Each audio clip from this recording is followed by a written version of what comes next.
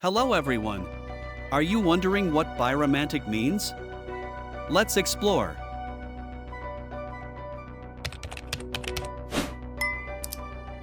Biromantic refers to someone who experiences romantic attraction to two or more genders, similar to bisexuality but focusing specifically on romantic feelings rather than sexual attraction. A biromantic person might fall in love with people of different genders, finding themselves emotionally drawn to both men and women, or to individuals across a broader gender spectrum.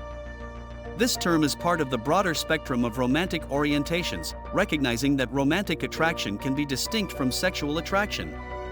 In essence, being biromantic is about having the capacity to experience romantic love for people of multiple genders, embracing the diversity of gender in one's romantic life. Please like the video and leave a comment to support my job. Thank you for watching and see you later. Goodbye.